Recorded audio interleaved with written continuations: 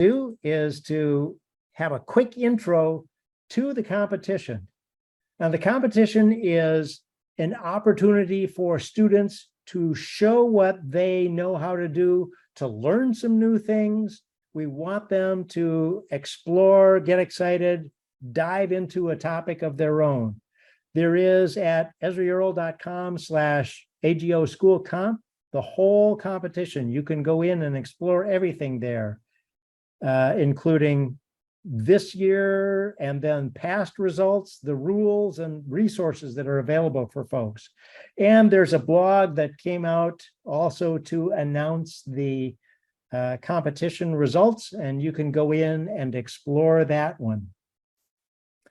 Ooh, there we go. But first, I want to back up here. Back up, Charlie, back up. Let's just jump a little bit so that you can see the competition, because this is really exciting for us, that you get to see that students in teams of 1 or 2 get to do their project, submit it to their teacher, and then teachers pick their best 5 and submit it to the state.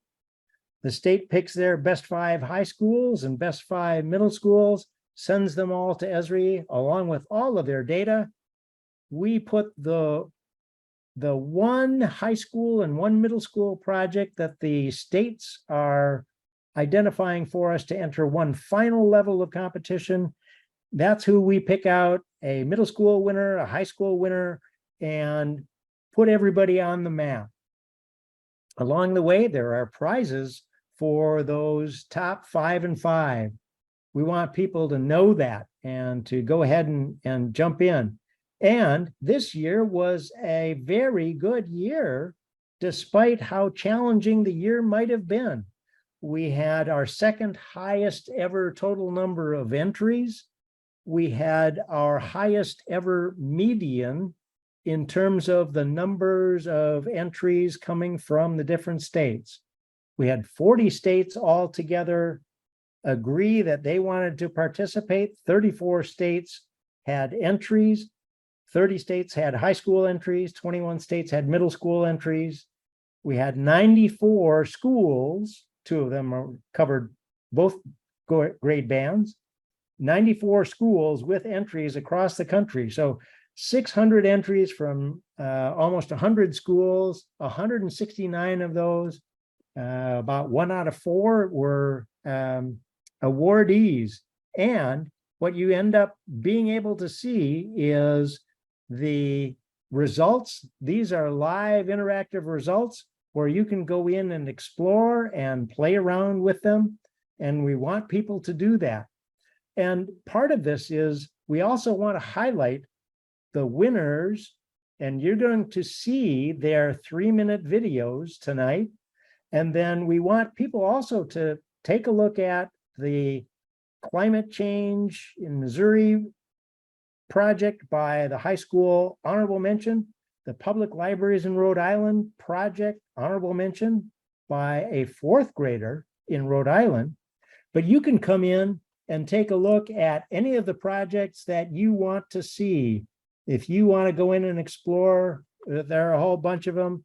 The map is going to keep up with you and explore that with you.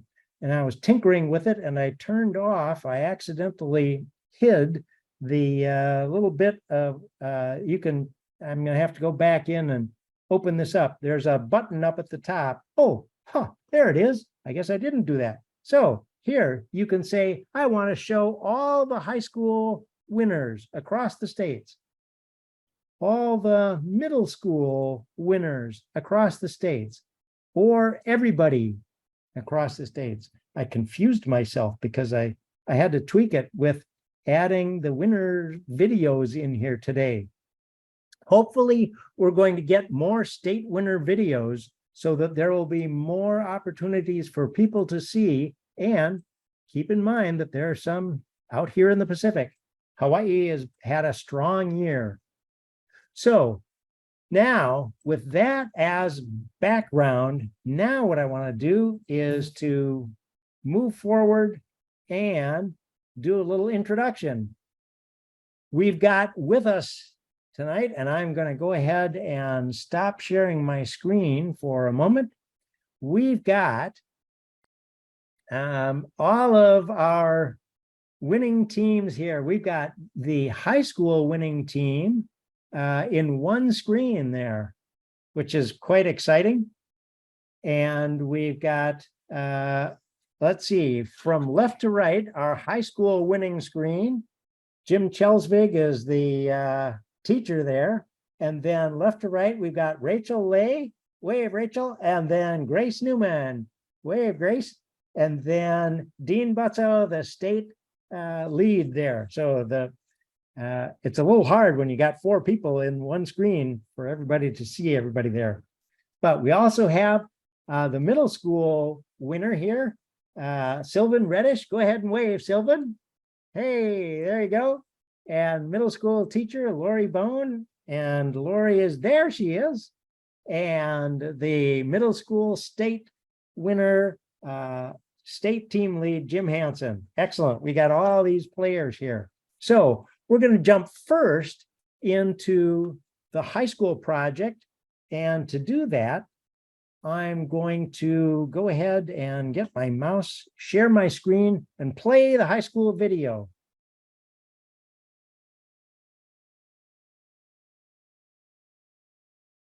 All right, here we go.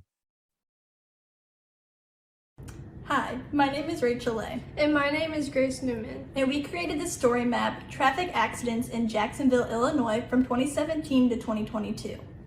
Our story map examines if there is a statistical significant relationship between stop signs and vehicle accidents. Our first map includes over 2,000 accidents that occurred between 2017 and 2022. We gathered the data from the police reports provided by our local chief of police, Adam Medford. The heat map underneath calculates where the highest amount of accidents occurred. These reports included minor, report on file, and hit-and runs. For our project, we focused on 5 residential intersections that were the most accident-prone from the data provided. First, we looked at Central Park Plaza, which is a one-way intersection in our downtown square.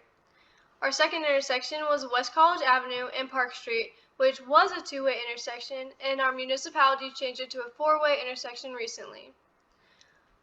Our third intersection was West College Avenue and South Church Street, which is a 4-way intersection. Our fourth intersection was West Lafayette and North Perry Street, which is also a 4-way. And lastly, we focused on West Walnut Avenue and North Main Street, which is a flashing light 4-way intersection. During our process, we traveled to the 5 intersections and took pictures to show a visual representation from a driver's point of view. Then we were provided with drone footage, which allowed us to look at intersections from an aerial view. This intersection is West College Avenue and Park Street. The second map visualizes the calculation of the number of accidents divided by the annual average daily traffic count in 2021. The annual average daily traffic count layer was provided by Catherine A. Beckett-Suter of the Illinois Department of Transportation.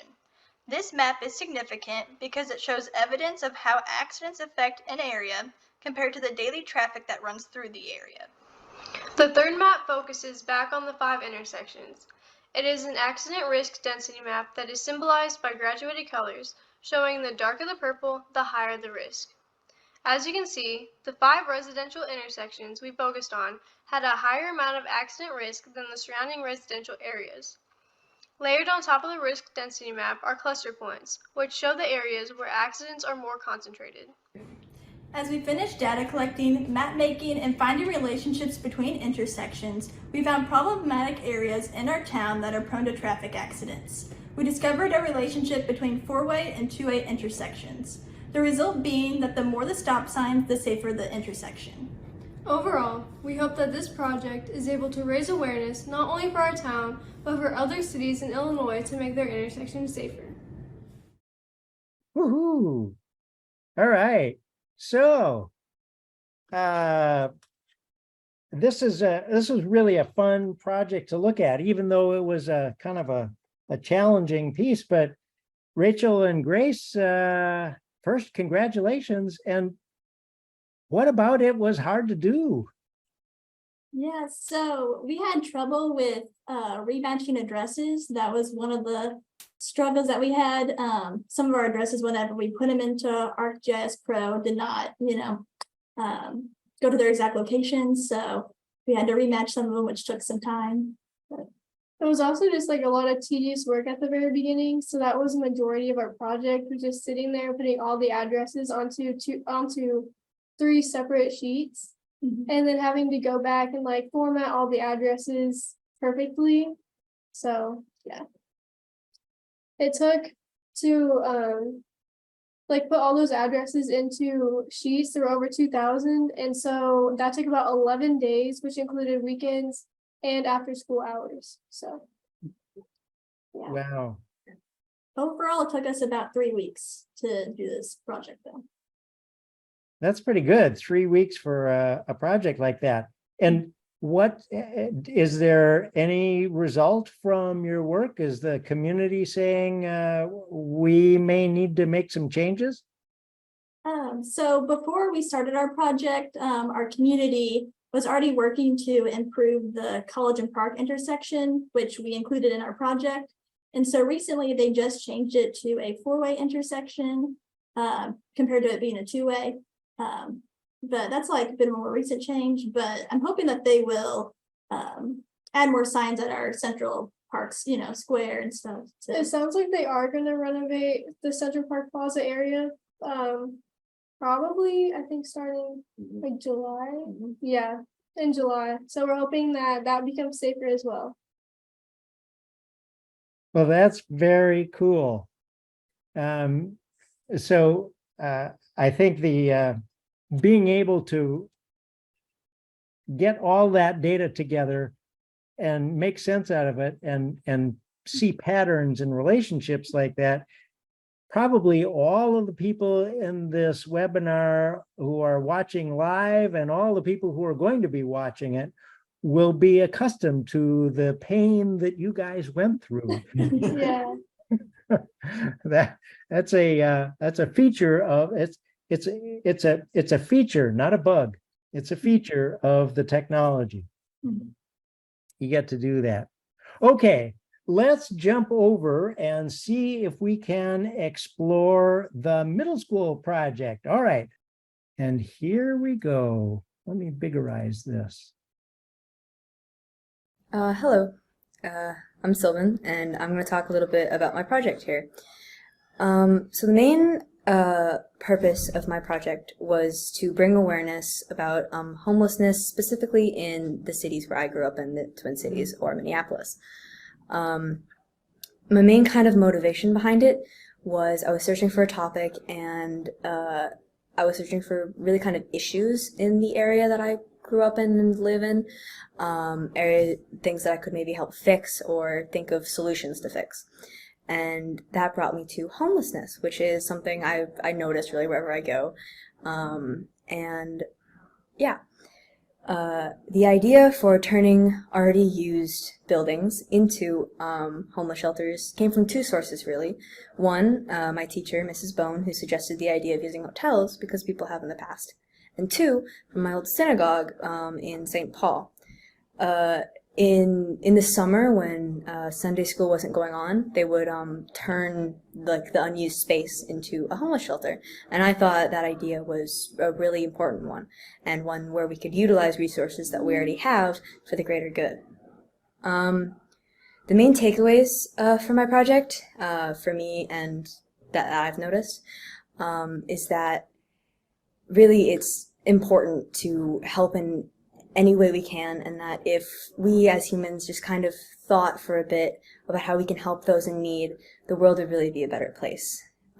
Specifically around homelessness, there's a really bad stereotype that they put themselves in that situation and things like that. And I think it's really meaningful to acknowledge the fact that a lot of times it's really difficult for those people to get out of homelessness, and instead of shoving them out of their encampments and pushing them out of our eyesight, we should do our best to help them. Some positives and negatives I found regarding ArcGIS, specifically the old mapping interface, which is the one I mainly used, was that mapping distance times and areas around points and things was really useful and very easy to use, and I found it very nice for my project. That's a positive. Some negatives I found was finding already existing layers for my project specifically. I had to make my own homeless shelters layer, which took quite a while because map notes were a little bit finicky. So I think that was some of the negatives from my ArcGIS journey. And this concludes this short little segment about my journey in creating this project. Thanks for listening. That was great. Now, what we didn't get to see was some of the maps. So Sylvan, what I want to do is to pull up my browser here with your maps and have you share with us some of the map information. So let's see if I can grab, where'd my browser go? There we go. All right. So one of the neat pieces that we try to make sure that people do is to have a description. So you'll all be able to read the descriptions, and then you'll all be able to go through the maps. And Sylvan, I'm just going to jump right away into the homeless project and walk through into your very first map, because you started off with a bang here. So what have we got here? Those are all of the homeless encampments in Minneapolis and the area, which are like camps of homeless people. They band together often for collective resources, and it's just an area that they can usually stay in.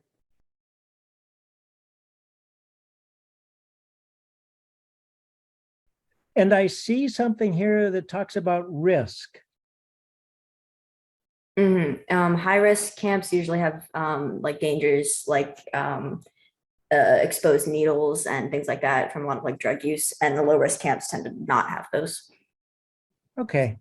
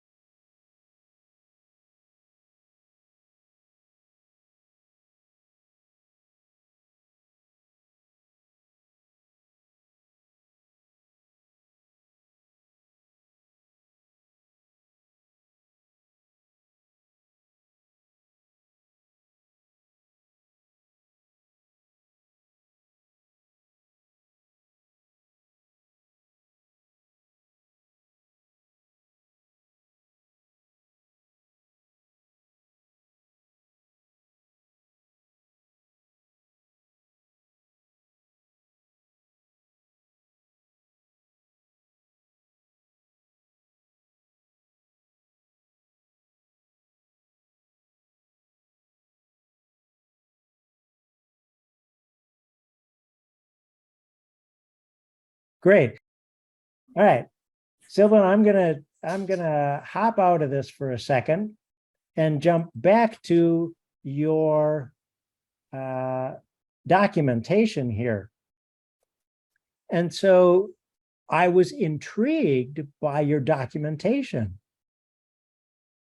And you say, why did you choose this project? And say a little bit about your travel.